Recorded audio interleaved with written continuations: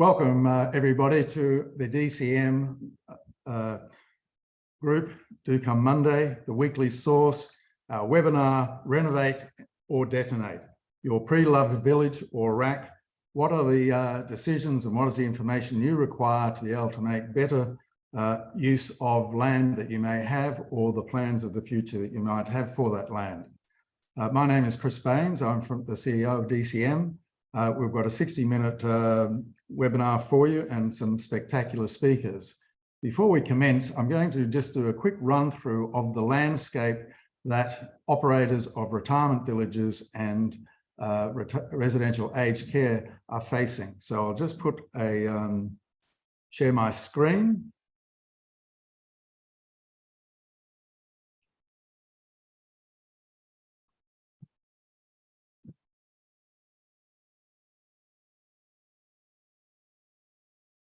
So we're here to talk about Renovate or Detonate, your pre-loved village or rack. Before we start, I'd like to just attend to residential aged care. Now, the primary purpose of this discussion, this webinar, is retirement living, but we cannot escape the importance of the role of care for our potential customers looking out over the next 5 to 7 years. So anybody who's looking to renovate or detonate, we know that it's going to be a long-term project. It's going to be 3 to 5 to 7 years. And therefore we need to be thinking of what is the product that we're going to be developing and how appropriate is going to be for the consumer for out at 2030. And care is going to be an important element of that, as we're seeing with the emergence of assisted living and private aged care. Now, if we look at residential aged care, we have a major challenge in this country. Everybody would be aware that the level of development of new residential aged care beds is falling behind demand. And I point to this speech that was made by Annika Wells, the Minister for Aged Care, on November 1 last year in Melbourne, where she said the current number of aged care residents is around 200,000. By 2040, and that's in 17 years' time, it will be close to 350,000, and this is despite the inevitable increase in home care. We can't sandbag against this tide. We must build structures that protect us, she said. She also said that what we need is an innovation in architecture, which is tipping her hat to the fact that retirement living is going to be providing more care support, home care support into retirement living. And the result of that is going to be new models that our sector, you, the operators, are going to be providing. Now, that was, I prepared this slide last week, and then today on the front page of the Australian, we had this occur, which is a call for wealthy residents to pay more for their aged care. And in that article, it was generated by a study done by Catholic Health Australia, which said that we need to be spending more than $48 billion by 2030 to create 80,000 new beds and renovate 61,000 new places. And that all requires cash at a significant level. And we're going to touch on that. And the question is, with innovative architecture, will that money be going into residential aged care as we know it now, or blends of retirement living and care? That's what we're going to be discussing today. So if I can start off to set the pace. So I'm struggling with my slides here. The facts are, if we look at retirement villages across the country, we have 2,000 locations. But 65% of those were built prior to 2000. That's 1,300 villages. We need to have 5,500 new village units built a year to maintain penetration at the industry standard of 7%. But since 2008, we've only been building 3,500 units per annum. And when you consider that the average project is 7 years, you can see that we are just not coping with the demand that is coming forward, same as in residential aged care. So we have 1,300 villages that were built pre-2000, and many of those villages are not what the baby boomer will want in 7 years' time. So what to do? And that's the purpose of this webinar today. Then if we also look at residential aged care, we have the facts that we've got 3,000 locations. Again, 60% or 1,800 residential aged care homes were built pre-2000.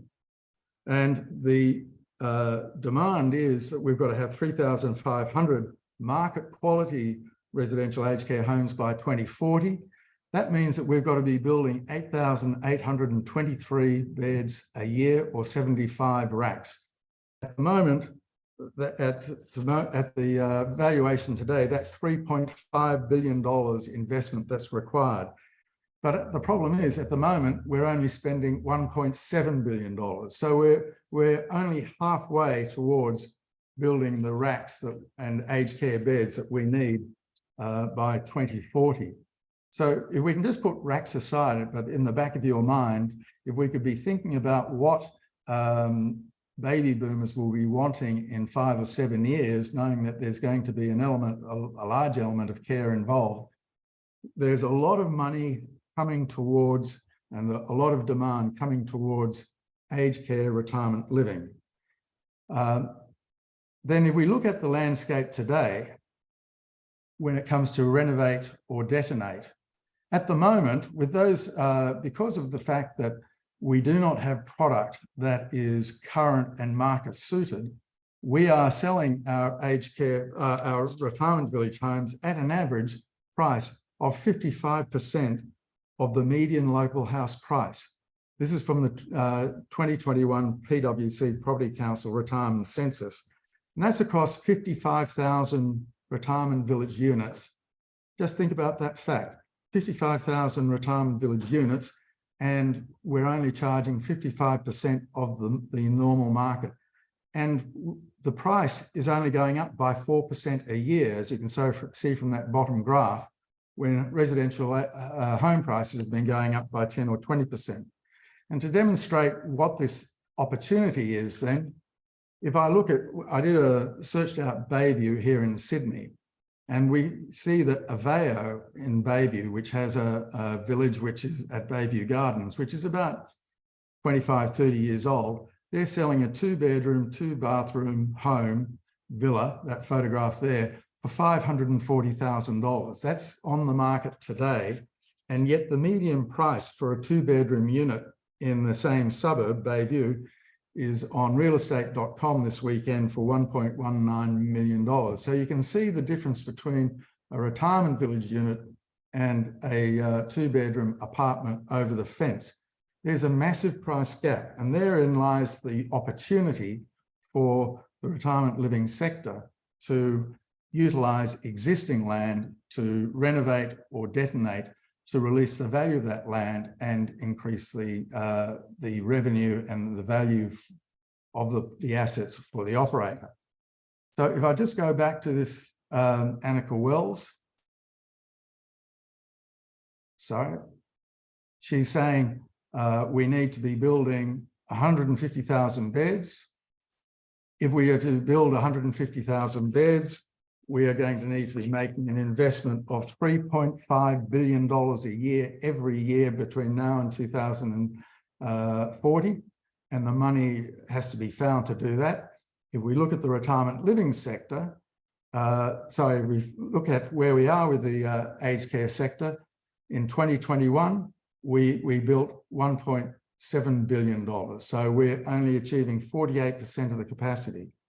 And with the speakers that we have today, and as we look forward, we would be suggesting that we need to be combining care beds in with retirement living, assisted living, and this all creates vast new opportunities for developers. So I'd like to now ask our panelists if they could open their cameras, and we will have a conversation with them about where we're going forward. And if I can introduce our panelists, we have Mahi, who is the principal of Stanton Dahl Architects, one of the leaders and with a lot of over 10 years experience in the retirement living and aged care sector. We have David Cowdrey, General Manager Property for Baptist Care New South Wales and ACT. He's got a very significant property development program on his hands, as does Calum Ross with Levande, previously Stockland, now known as Levande, and got a very significant portfolio of about 65 existing villages, many of them over 20 years of age. And then we have Anthony Felice, who's the sector lead at aged care and retirement living at TSA Management. And we have Jeff Jones, CEO of Total Constructions, who would be one of the most experienced construction builders in the aged care and retirement living sector. So we have a fascinating group of people who have all got deep experience, and we're in a really challenging time because we have other competitors for builders, suppliers, and what have you. So I'd like to open up and ask Calum and David, if you could just give us a quick overview of your portfolios and how much of your stock you are perhaps reviewing with a Renovate or Detonate point of view. Calum, you can lead off as you've got the largest. Thanks, Chris. Yeah, we have 8,500 villages nationally, predominantly on the eastern seaboard. About half of them are probably approaching that 30 years old mark. So there's a real opportunity to review our portfolio from this point of view and see what we can do. Unfortunately, not all villages fall into the category of being able to fully renew, as we like to call it, but a large bulk of them do. And we see over time, as catchments mature around these villages, that an ever increasing opportunity arises. And how long have you been in the sector, Calum? I've been working in retirement living development since 2008, and spent a lot of time looking in this space, because I think it's one of the biggest latent opportunities the sector has at the moment, with the age, as you've pointed out in some of those slides, the age of the villages right across the sector. And we see this as a big growth opportunity at Levande, and we'll be looking to have this as a key contributor to our growth over the next 5 to 10 years. Thank you very much. And David, what's your portfolio and how long have you been in the sector? Yeah, thanks, Chris, and good morning. So Baptist Care has around 4,000 beds or units. So we've got a mix of retirement villages, residential aged care, and social and affordable housing. Our retirement village portfolio, including the recent acquisition that was announced last week of part of the Tullage portfolio, numbers around 1,350 units. Our residential aged care is a bit bigger than that, over 2,000. And our social and affordable housing is just about to hit 650.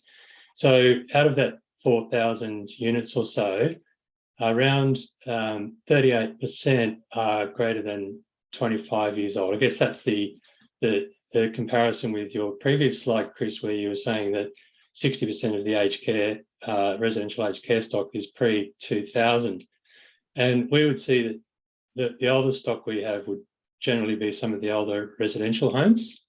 But I guess the other side of that is that if with good asset management and with the right configuration, I think 25 years is not necessarily a use by date for a good asset. So there are ways that they can be they can continue on and have a longer life. But then when they get to the much older is where we really start to need to renew. And with both of you gentlemen, when you're looking at an asset, when Calum, you started, it was about lifestyle in retirement living in the private sector. What are you looking at them now? What is it? Is it a lifestyle? Is it a care support? What do you? Yeah, I think it spans across the continuum. There's still a place for lifestyle villages, but we are seeing an increase space for, I guess, more care-orientated villages where we either co-locate with aged care or have a very reputable aged care facility just nearby that we can partner up with.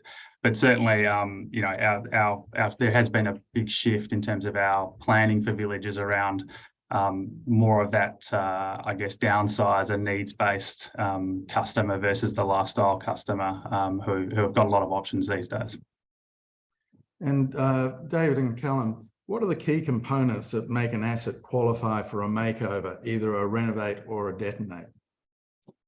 Well, from Baptist Care's perspective, we take a look at the occupancy, primarily occupancy and feedback from customers. And so if customers are really not interested in the product because they might have other options in the market and they're really, or they're not willing to pay a price that because they've got other options, that's a first sign.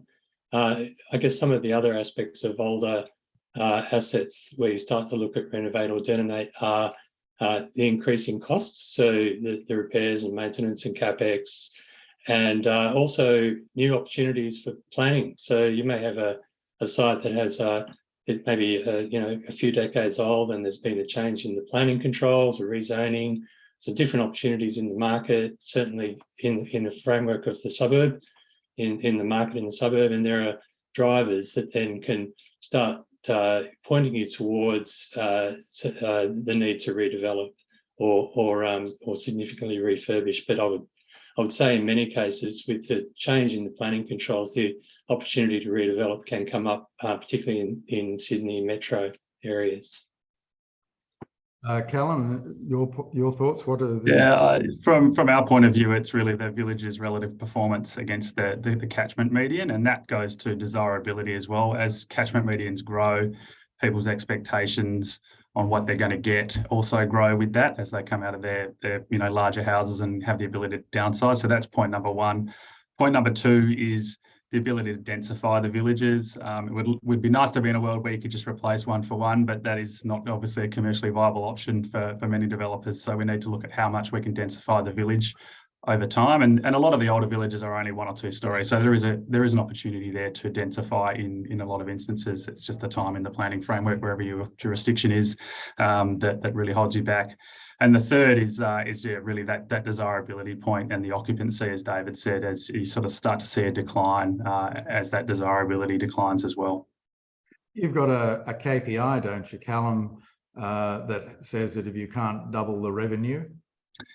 I don't want to give away all the secret herbs and spices, Chris, but yeah, there is a bit about the ability to double the revenue. That's the first hurdle, and then we look to how far we can drive up the density as well.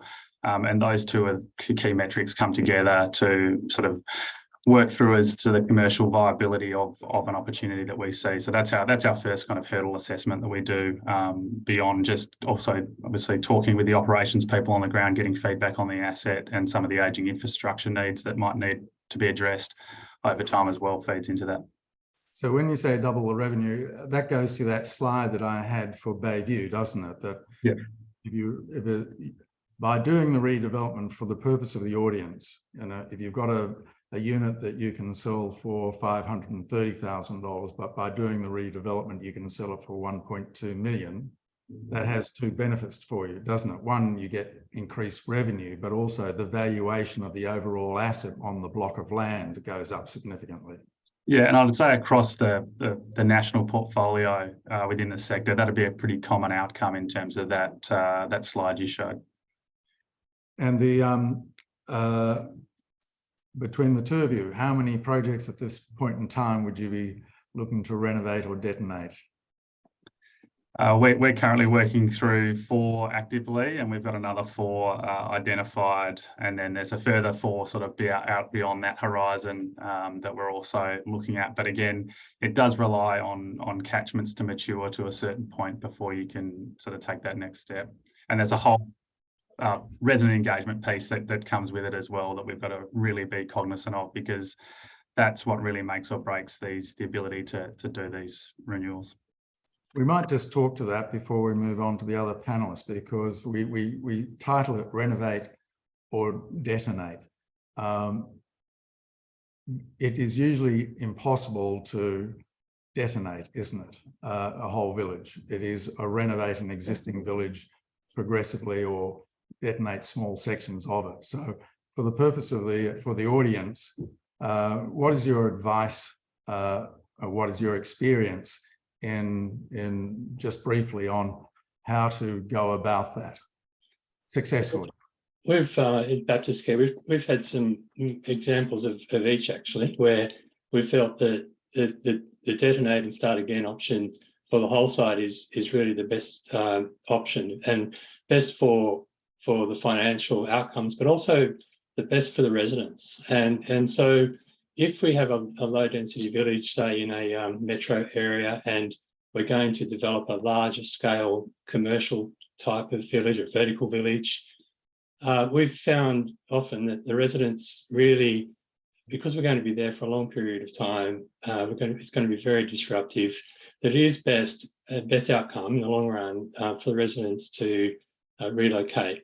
And so we've had that situation, and we've had a few situations like that over the last 10 years or more, even before I was with Baptist Care, but even more recently. And we've found then that we can get better outcomes, but it takes a long time to consult with the residents and for that change to occur prior to the development. On the other hand, on a more of a lower density area, say in the regional New South Wales, we find that that's where you do have opportunities to take an approach of staging and moving residents around into the new units as you develop, and then slowly release areas of land of that estate. That's when you have a development that's going to be a slower take up and slower sales, and more of that staging approach over a number of years. So the theme there, David, is a number of years, isn't it? Yes. Yes. Number of years for any project, but for significant larger capital projects, we're talking several years for planning, approvals, feasibility, and procurement, and financial, I guess, capital approvals, and so on. So then delivery. So it can be well over five years for a major project. For those smaller, for those regional projects, quite often the planning approvals will be a lot quicker. Councils are keen to see us redevelop, and they're keen to see the work and the jobs coming into the local area, and keen to see the product coming into the area. So it's very different depending on the circumstances of the location. I was actually thinking more towards the management communication relationship with the residents, and whether you're assisting them to other locations, or whether they're going to stay on location. That's usually a communication and PR role. That, how many months or years would you advise on that? Oh, well, I think the conversation has to start very early, and it's at least a year of just consultation and getting the trust built, having a conversation that can make the residents feel that you have their interest at heart, because it's actually, this business is all about the residents. And we sometimes think about these projects, but we've got to remember that it's actually, we're there for the residents, and we're there for their well-being. And so every resident will have a different story, and they'll have a different concerns and worries about this, and they'll have family members. So you can't rush that.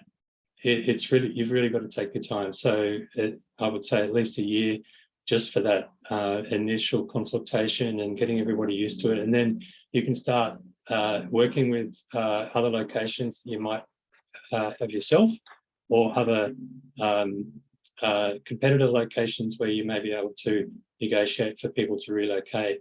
So it's certainly something that you need to allow a lot of time and money to do it well, is what we would say. Calum, you had with Cardinal Freedman, that was both a Detonate and Renovate property.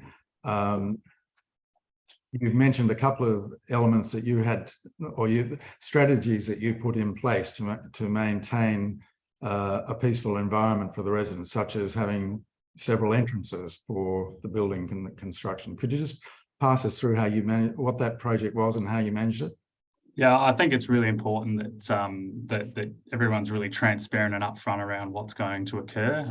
As David said, the preference would be to relocate people off site. That's not always possible. I did think of, during COVID, we should have bought up all the cheap cruise ships and parked them around the place so we could use them. But Look, I think we need to, you need to be really transparent with the residents about what's going to happen. And there's a lot of strategies you can put in place around that, obviously, construction work times, which no doubt Jeff can talk to, but also, pointing out when noisy days are going to be. So in the beginning of a project, typically there's a lot of excavation that can create some I guess, noise and dust around the site that you need to be really cognizant of. And what we did was either have areas of respite within the village that were away from the construction, or on those days we also, for those that wanted to, did off-site tours. So we'd provide a bus service that would take people on an off-site tour to some location. We got really involved with the residents committee around what those opportunities were. So there's all sorts of things you can do like that, and put signage around the village telling people about what's going to happen, what the week ahead looks like, so that people can make their own choices around what they do, whether they stay in their village or they want to go elsewhere. So Jeff, if I could ask you, as a builder, what's it like to be either renovating or detonating in a community that is living there whilst you're doing it? What are the challenges from your point of view, and what would be your advice to those operators who are considering going down this route? Well, there's certainly a different environment having residents in close proximity. And to pick up Calum's point, we've actually taken the novel idea of putting viewing platforms in and allowing the residents to actually inspect the construction work as it's going on. We've even inducted some of the residents remotely, but allowed them to actually feel part of the project. It's keeping them outside the safety boundaries, but it's really been an engaging process. And we've found that their prior careers come to the forefront when they've actually watched the construction unfold. But we also take a very serious approach with our supply chain, and we've developed a program called Aged Care Essentials. We run all our supply chain through that, so they understand what it's like to work in a live environment, what it's like to work close to dementia patients, and really have them feel very much engaged with the end user and making that positive difference to people's lives. So that's an extra than just delivering a construction project. There is a real feeling of connection within our business to the end benefactor of our work. And we find that we get more attention through that because people feel very much valued in delivering aged care for that reason. From your experience, the residents is one component that you need to be having communication with. What about boards and early discussion with them? Because most of them would think that in today's world, you get a builder and you just go in and do it, but that's not the case anymore, is it? No, managing stakeholders is a big part of it, right through from funders to boards to management teams. Certainly at the moment, it's a very hot construction market, and finding the resources to deliver projects, let alone cost escalation, all requires very much early involvement with the builder, with the contractor. We certainly encourage to be sitting at the table as soon as possible just to talk through those, because whilst there's a lot of work going into getting the design right and getting the aesthetics right and getting the model of care, it's really in the case of renovation, it's very much what's behind the ceiling or walls that's important. That'll dictate a successful project. So getting in there and doing some due diligence on the existing village, and then really being able to update that board that you're mentioning, whether it be the property development board or the ultimate board, on some of the concerns around the existing village. The early contractor involvement model is probably stronger now than it's ever been. Having the builder sit at the table early with all the respective parties to provide that buildability advice early on. Well, you made an interesting point there. I suppose when you go into an existing village, you find a lot of surprises. You do. There's not only the surprise in the existing building, but there's also the fact that the compliance codes have changed.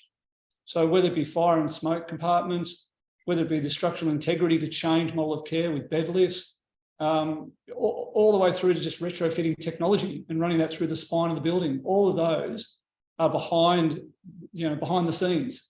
But doing a bit of destructive inspections allows those surprises. Nobody likes surprises. So to remove those surprises from the process will provide that confidence to the boards and the funders.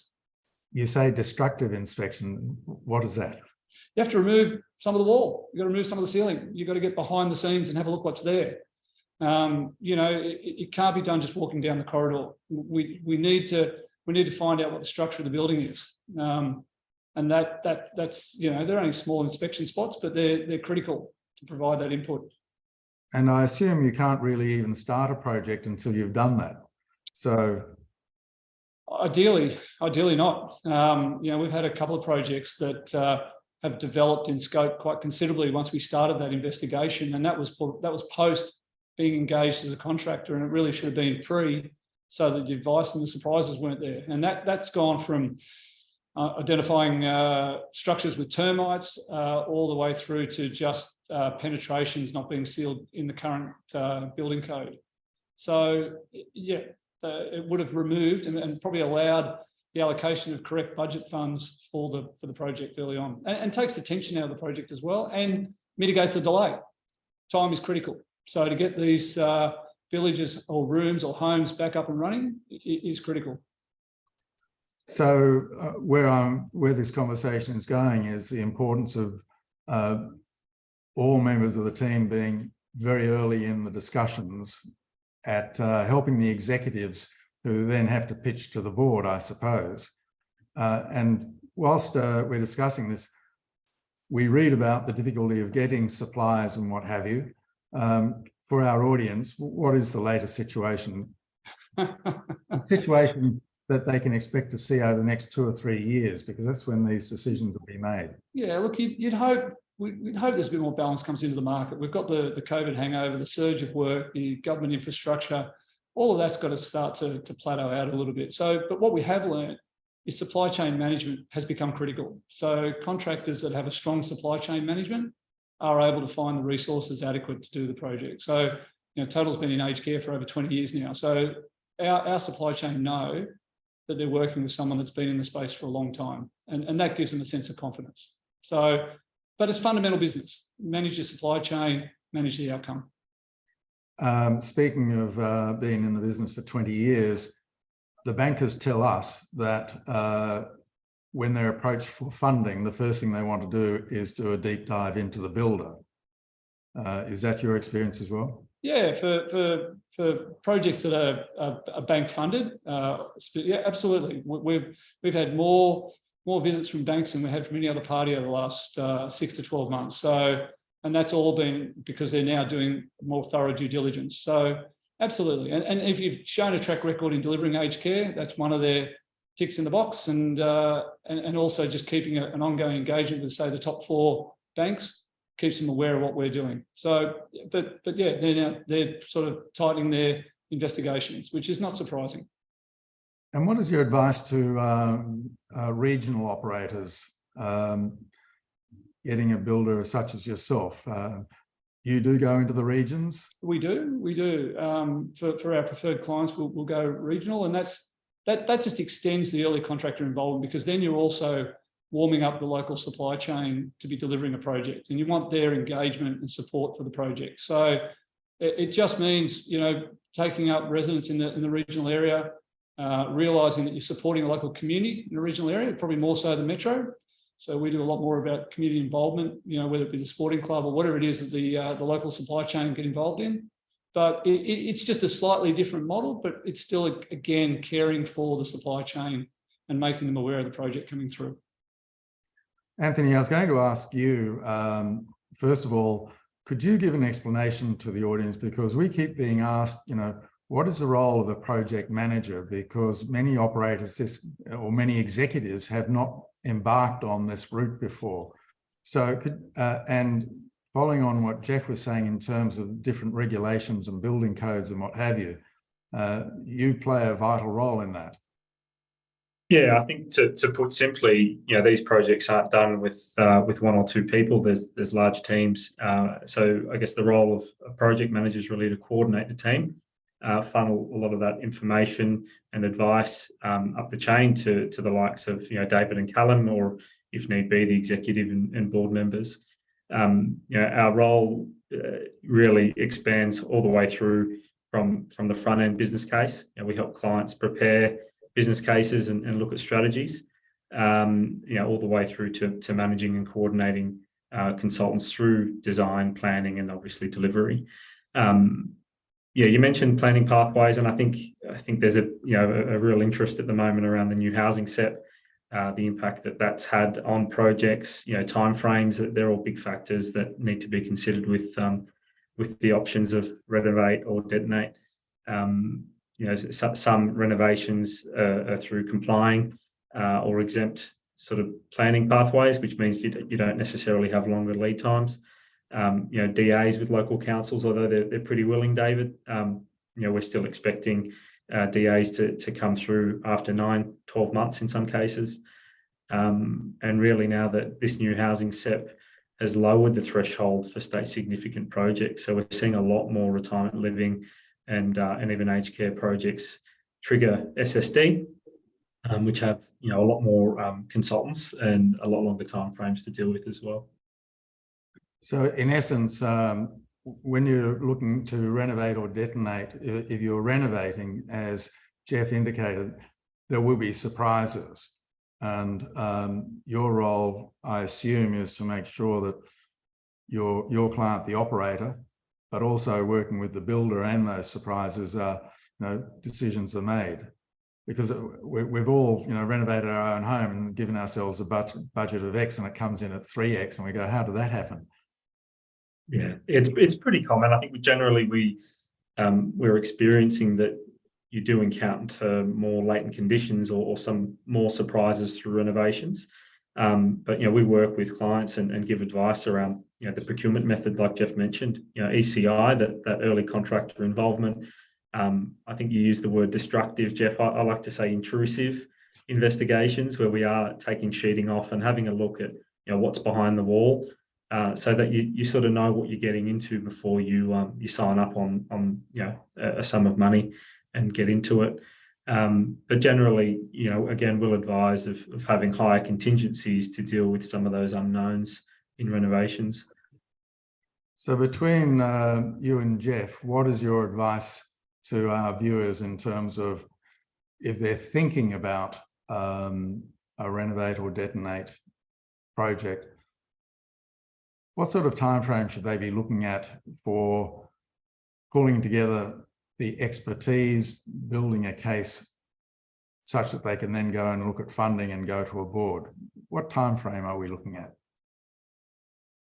I think it would depend on the scale of the renovation or even the new development. But like everyone said, it's years. We often get approached with a thought bubble around, hey, I think we want to do something to this village, and we start going through the process and mapping it out, and it's years. It can be up to 5 years at some point.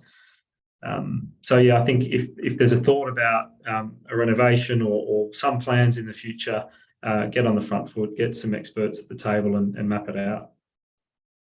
So Mahi, in your experience, what is the life of a new building today? If we're going to be building something new, what life would we be expecting for that building if the previous life was 15, 20 years, 25 years? Thank you, Chris. So most buildings that we see today are either concrete or steel or CLT, which is the new thing now. I think we could say a comfortable life of 50 to 70 plus years is what we can see if it's a completely new build. But that's got its own, and then of course you can build in whatever you need in terms of development and the benefits of going new. Of course, you can, all that's come with technology, all the new things that have come of biophilic design and all the new things that are coming in, you can start putting that in. It can be more adaptive as well. Like we've all seen how buildings today, everyone's thinking today, in fact, has changed because of the way we work has changed, the way we buy things have changed.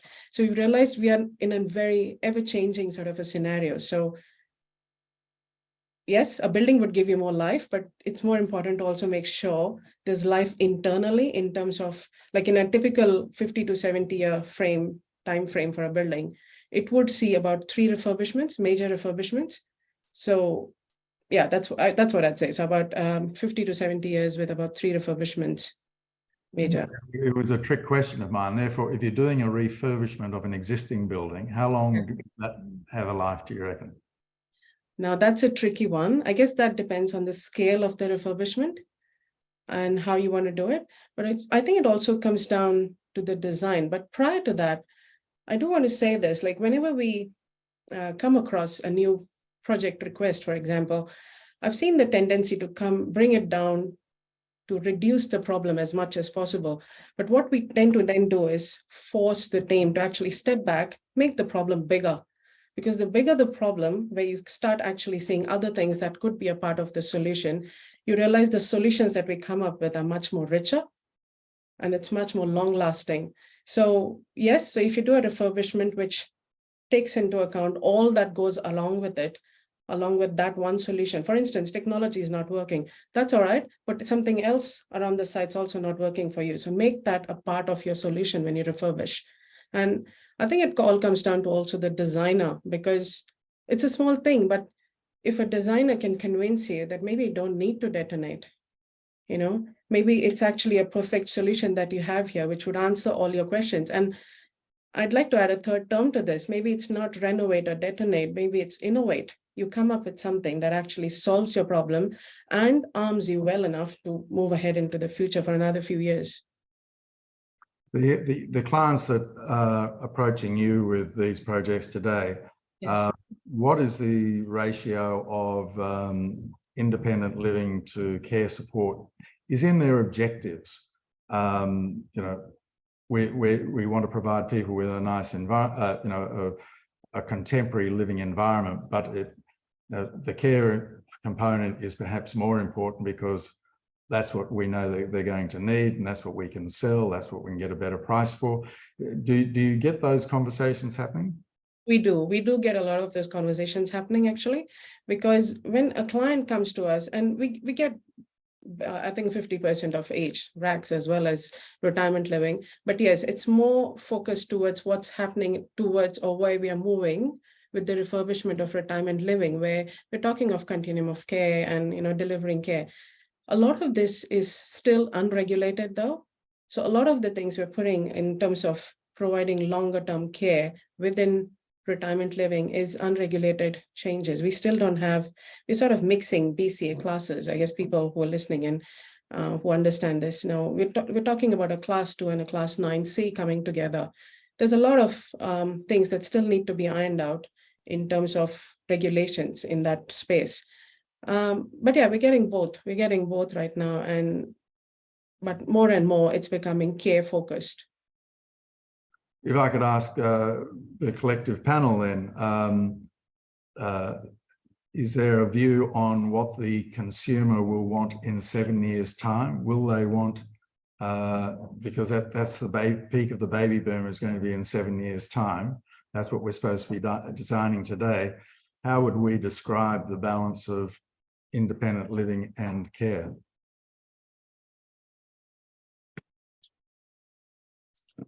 I can go first if you like. I think that people will be looking for a place that they can age, where they can age there. People don't like the idea of having to move into residential care. And so I think they'll be looking for the services that can be provided as they age, but they may not need them when they move in, but they want to know that they can get that when they need it. And I think they want to have a good quality environment and a really strong community and an open community, not a closed community. I think they're keen to engage with the local community with cafes and recreation and things like that. Yeah. To build on David's point, I think that idea of a more urban retirement village is going to come to the fore. I think people want to be close to their traditional amenity that they know, their health services they know, and not necessarily be pushed out to the fringe, which is the old model. I think that's going to be really important to how people see it. And obviously, as we spoke about earlier, the expectations are rising with that house price growth. You know, wealth is being created, so people want to see more and do more and have more. And the home care piece will be an ever expanding piece of the puzzle. So making provision for that's going to be critically important in all our new villages. So would that mean, Mahi, that at the moment, an established village, 25 years of age, even in metro middle ring suburbs, they're a gated estate. They've all got big fences around them, one entrance. Going forward, does that mean to be part of the community, they're going to have to tear down, you're going to need to tear down those fences and open up the villages?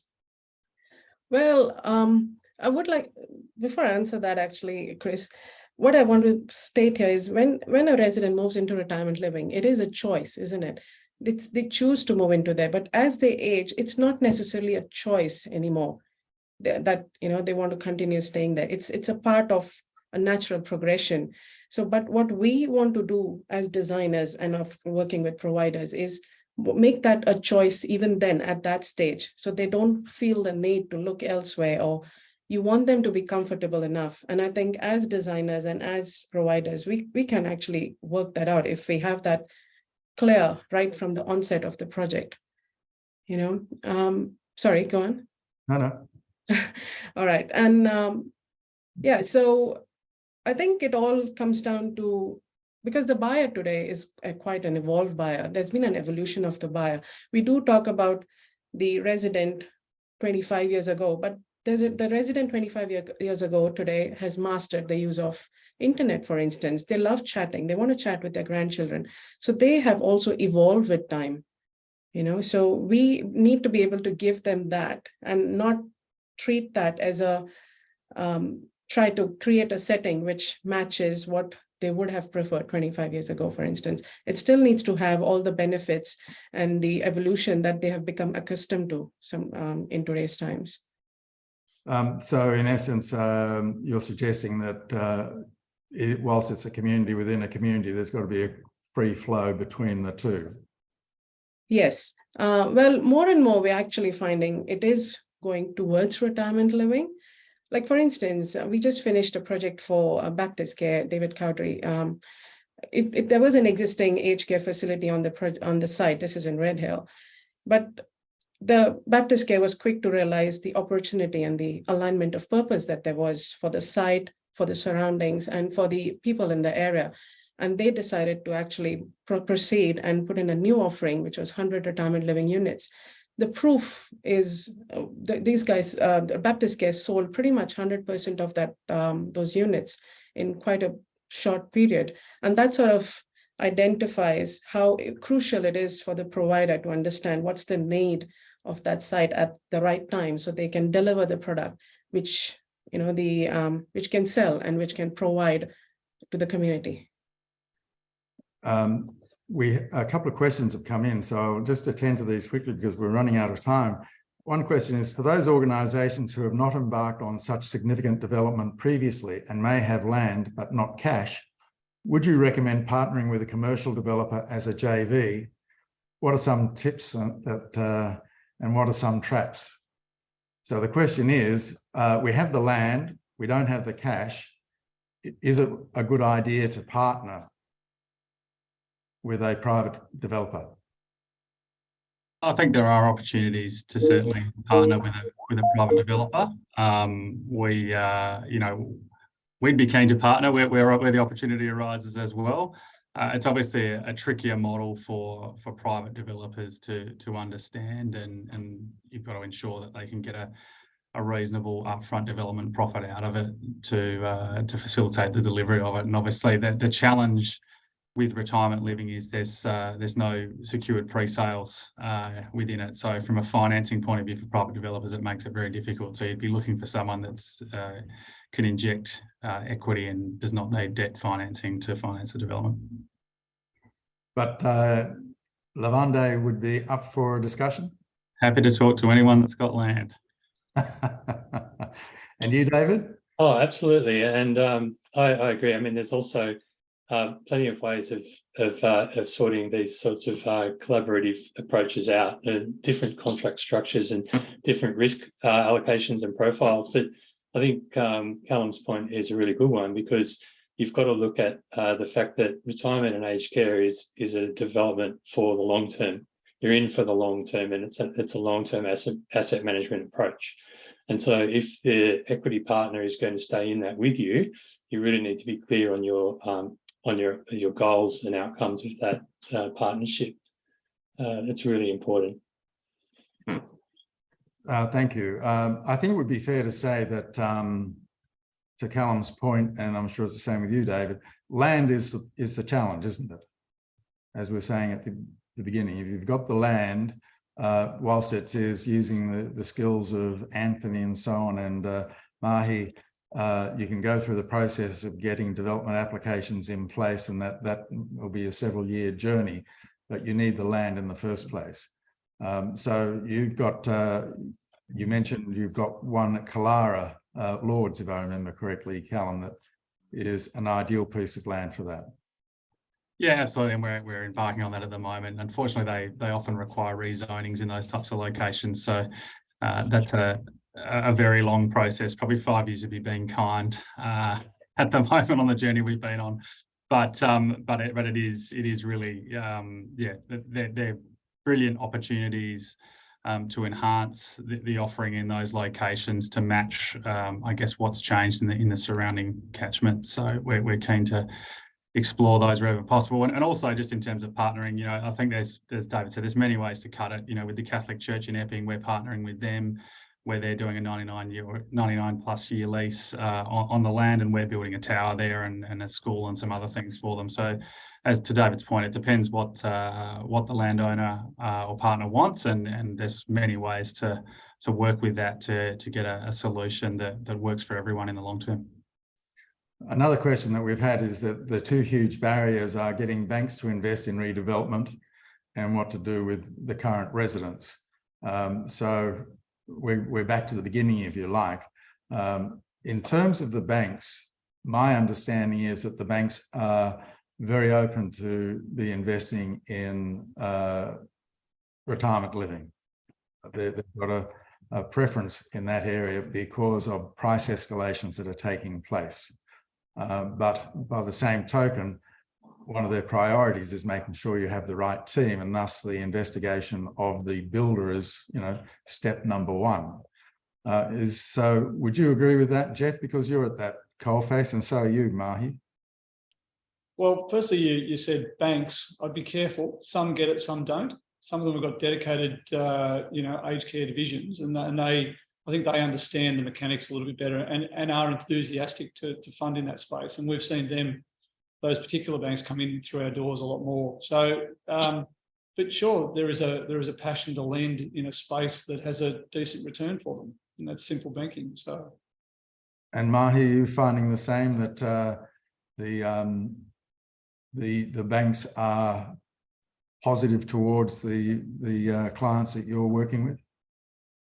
It's been a mixed bag. I guess all comes down to how much we can convince the banks. And usually, especially when it comes to renovation, it boils down to how much time has been spent investigating. If it's a hurried job, it's obvious it's going to go pear-shaped as you move forward. While taking Jeff's points earlier, it is the investigation, and of course, Anthony's point. The more time you spend investigating, the more time you spend reviewing with the buildability expert, where you can actually, because we are architects, there's the provider team, but you need someone who can tell us how things will go once you start taking things apart. And that's where the construction arm comes in the picture. That's where the project management arm comes in the picture. And the more time we spend upfront, we find the process is streamlined in the future. And this, when you present this to the bank, they're much more open to sort of funding that project, because they can see the investigation, the whole gamut of investigation that's been carried on. So if we can summarize that, there is appetite with the banks that are familiar with the sector, and there'd be at least 5 or 6 of those that are have, as you say, Jeff, have teams dedicated to the sector.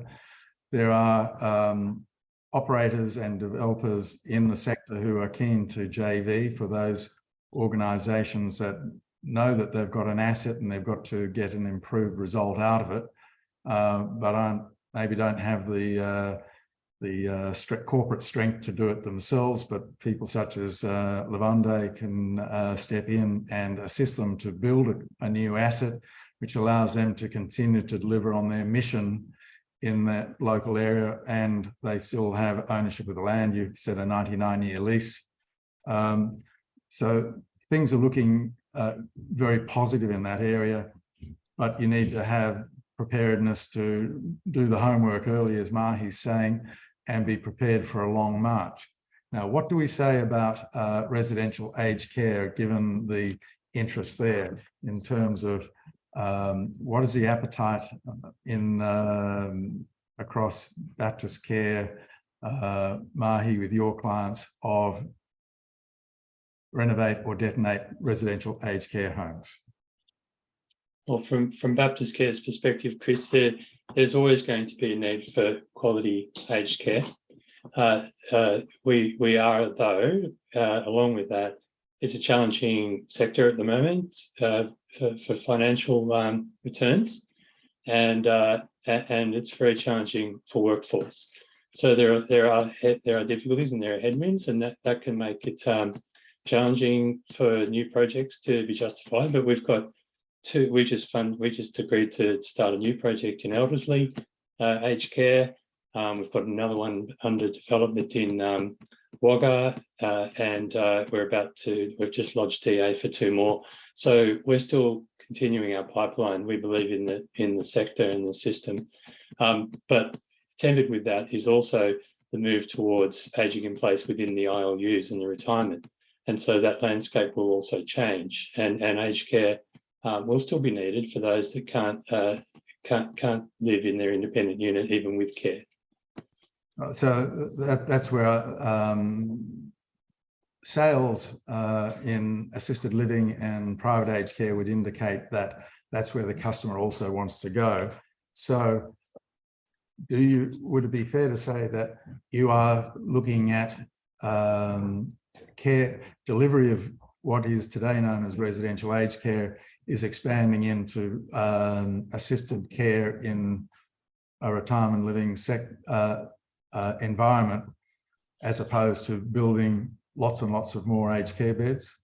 Yeah, I think that's fair to say, and we're certainly looking to increase our ratio of retirement village compared to aged care within our portfolio, so that especially with having both options available in the one location, so that if people can move into that location, they know that they can stay there for life, and they can stay there depending on their changing circumstances. And we're definitely looking to see how we can increase our capability for providing care within the ILU. And we're even doing a real strategy piece on that this year to really understand exactly how that's going to look in the future, because it's not 100% clear yet, I think, to the sector how to do this, and I think we need to spend some time getting that right. Do you think there's opportunity, Mahi, Anthony and David, with the support at home program introducing higher level packages and therefore opportunities for increased funding in a retirement living space? Yeah, I'd say so, actually. Yeah, there is more support going for the home care packages. But I guess the home care doesn't still take away the loneliness that comes with aging. And so you still see people wanting to move into retirement living and accessing the home care packages. But going back to your earlier point, Chris, aged care will still be around, though. Maybe it'll become more transient in comparison, considering people want to spend more and more time in retirement living where their care needs are met for longer. But aged care would still be around. It would be more acute. And I guess that sort of puts more pressure on designers as well, because it gets more and more closer towards being a very transient space. Well, that goes to the point that when you're looking at developing new retirement living accommodation, Yes. you know that you're going to have people with higher acuity in their aging journey. Yeah. And you're going to have to, and that goes to what you mentioned earlier, adaptive design and so on. Mm. We're just coming up to the end of 60 minutes, but I have one question and one statement of sorts. The question is, what can operators, and Jeff, you might be able to help us here, what can operators be doing to be more proactive to secure building costs now and mitigate price escalations in the building and the construction industry Well, I suppose the answer is in the opposite. Making emergency purchases or urgent purchases will only put you at the pressures of market. So knowing what the materials required for the job are allow a little bit of, you know, front purchasing. But, you know, there is indications that some of the key indexes are starting to flatten out. I don't expect them to return to lower levels, but the scaredy cat factor of the escalation we received recently is starting to show a little bit of dissipation. So, but you know, if you understand the materials required in the job, it makes it a lot easier to plan the procurement. Simple as that. Have you got anything to add to that, Anthony, as you're the keeper of the dollars? Yeah, look, I think probably just coming back to the way the work's procured, you know, there's different types of contracts. Some builders are more open to those contracts than others. But, you know, we're in that, I guess, position where we work with clients to look at the best approach on how to procure builders to alleviate some of that risk. Okay, well, look, we've come to the end of our hour. Thank you very much for your time. If I can summarise, we have a wealth of land and buildings out there that are reaching the end of their life from a marketing and sales perspective, such that 55, you know, we're charging just 55% of the value of the same property over the fence. So there is the opportunity to release that value, double that value, double that revenue for Calum by either renovating or detonating. But we are dealing with residents who are in situ, and that is they're the priority, as David outlined, and that is a medium-term partnership you have with the residents, which takes at least a year to set up and then work with the residents. In my experience, developers like Levande and so on will actually establish a team that will look after, work with the residents for the period of the renovation or detonation. But the opportunity is significant, and the new customers are there. And so it's a bright future. So just to prove that it's a bright future, as we sign off, we have a gentleman whose name I'll share with the panel after we leave, who said, "We'd be interested in talking to the various presenters about a project in Katoomba. We do own the land." So I'll share that with you. So thank you very much, everybody. Thank you. We come as a consortium. Mahi, thank you for your time. Anthony, Jeff, Calum and David, greatly appreciated. Take care. Thank you. Yeah. Thank you.